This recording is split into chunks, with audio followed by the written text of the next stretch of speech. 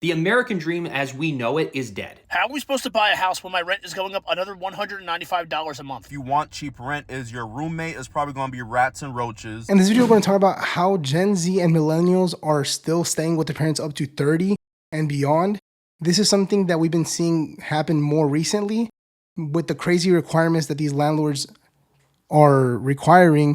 They want you to be making 3 to 5 times the rent, which in America, if you're making a minimum wage in some of these states, you're not going to be able to qualify for these apartments. And let's say you messed up your credit somehow with, you're young and stupid. You got a credit card, didn't pay it off, and now your credit is messed up. Now it's going to be almost literally impossible to get an apartment by yourself. So in this video, we're going to cover those things. Let's get into the first video.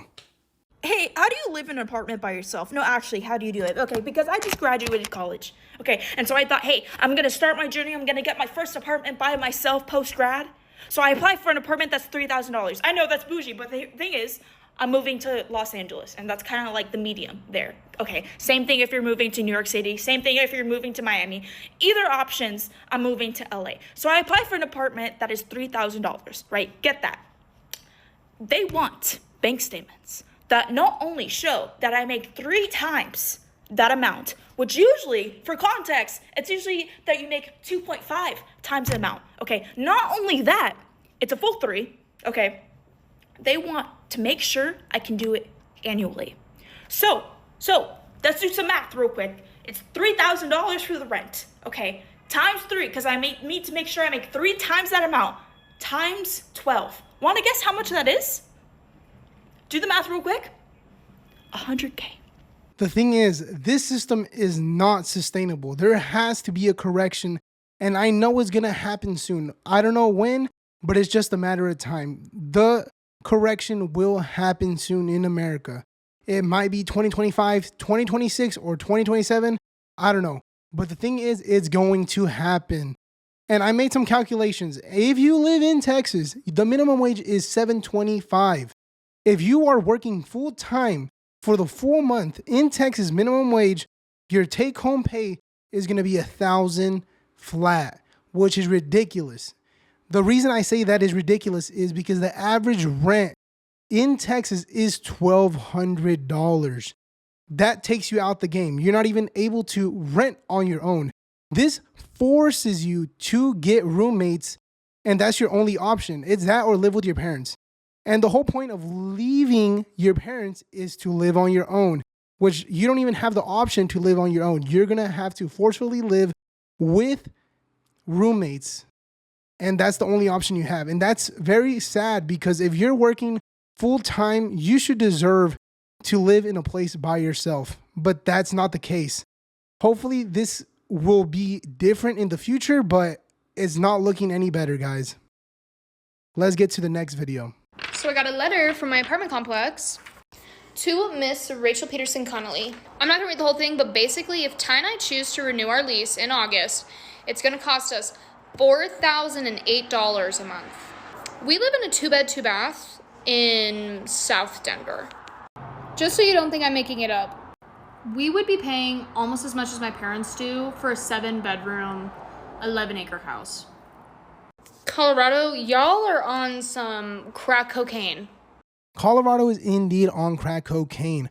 $4,000 for a 2-bedroom apartment is just insane. She even compared it to her family's house, which I don't know where her family lives, but she said their house was on a 7-acre property and their house was 7 bedrooms. That's a freaking mansion. But I mean, that just shows you how much of a difference it is where you choose to live. But that is not the solution. You can't just pick up your bags and leave your career, your job, your friends, your family, and just move somewhere else. That's not the solution, because even if you do decide to move somewhere cheaper, there's not going to be that many opportunities. The price of rent, also, you have to come in with first month, second month, freaking last month, and the freaking deposit just to move in. It's just insane. Moving is not the solution. I don't know if y'all saw that article where it talked about over 70,000 evictions have been filed in Atlanta, Georgia from this year, January, up until like now. And it just, one, made me grateful that I'm here surviving, but 2, it also made me realize like a lot of people are struggling behind closed doors, and it's just rough for everybody. Everybody's penny pinching, everybody's, denying themselves certain luxuries. Like, it's really, really hard out here, and who knows when it's gonna get better.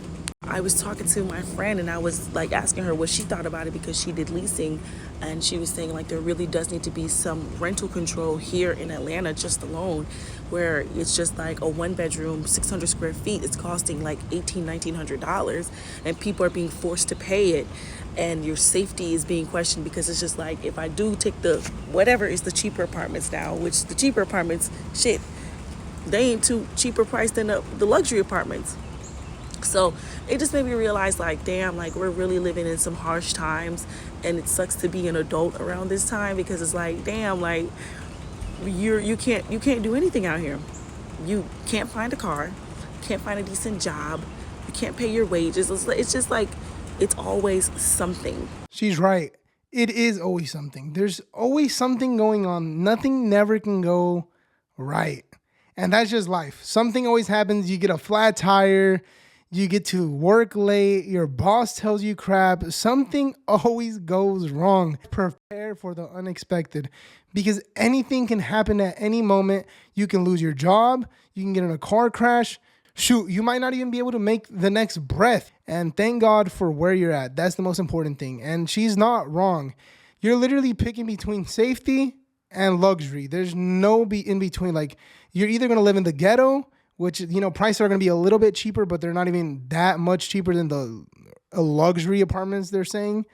So-called luxury apartments anyways. So, I mean, you're either going to sacrifice being safe for a couple dollars, or might as well just pay up the price just to be more safe,